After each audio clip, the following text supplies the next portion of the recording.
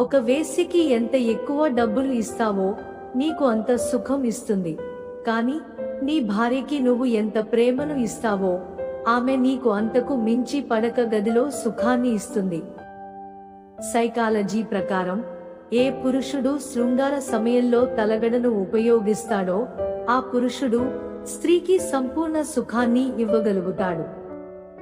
ఒక అమ్మాయి శృంగారం చేయాలి అంటే సమయం సందర్భం కావాలి, కానీ అదే ఒక అబ్బాయి శృంగారం చేయాలి అంటే ఒక స్థలం ఉంటే చాలు. ఏ స్త్రీ అయితే పురుషుని అంగాన్ని తన చేతులతో పట్టుకుని ముద్దాడుతుందో ఆమె సంభోగ సమయంలో పురుషునికి పరిపూర్ణమైన ఆనందాన్ని ఇస్తుంది. సగటు మనిషికి పగలు 11 మరియు రాత్రికి 9 సార్లు అంగస్తంభనలు ఉంటాయి. ఒక పురుషుడు సంభోగ సమయంలో తన వీర్యం త్వరగా పడకుండా నిగ్రహంగా ఉంటాడో అతను శృంగారంలో పూర్తిగా ఆరితేరినవాడు అవుతాడు.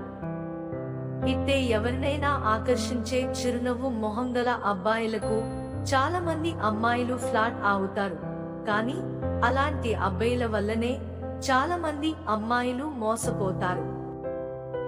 కారణం వాళ్ళకి చాలా మంది అమ్మాయిలు ఫ్లాట్ కావడం వల్లనే. అందమైన ముఖం గల అమ్మాయిలు చాలా మంది దొరుకుతారు, కానీ నిన్నుగా ప్రేమించగలిగే మనసు మాత్రం అస్సలు దొరకదు. గుర్తుపెట్టుకో, పరాయి స్త్రీ మోజులో పడి మీ ఇంటి మహాలక్ష్మిని నిర్లక్ష్యం చేయకు.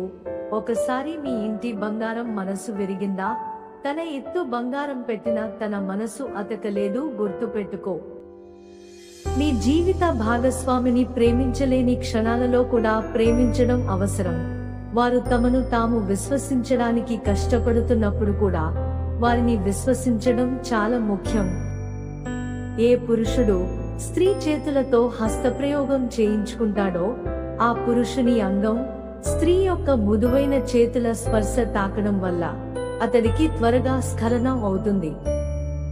ఏ స్త్రీ అయితే సాయంకాలం అలంకరణ చేసుకుని జడలో మల్లెపూలు పెట్టుకుని తన భర్త కోసం ఎదురు చూస్తూ ఉంటుందో అలాంటి స్త్రీలను పురుషులు పడక గదిలో మనస్ఫూర్తిగా సుఖపెడతారు. ఏ పురుషుడు అయితే ఆడదానికి కలిసి అన్ని అవసరాలు తీరుస్తాడో ఆమెను జాగ్రత్తగా చూసుకుంటాడో ఆ పురుషుడిని ఆమె ఎప్పటికీ గుర్తు చేసుకుంటూ ఉంటుంది. ఒక స్త్రీ సంభోగ సమయంలో తన పూర్తి బట్టలు విప్పదో ఆ స్త్రీకి ఆ పురుషుడు అంటే మనస్ఫూర్తిగా ఇష్టం లేదు అని అర్థం. మాకు మీ సపోర్ట్ కోసం ఛానల్ ని లైక్ చేసి సబ్స్క్రైబ్ చేసుకోండి.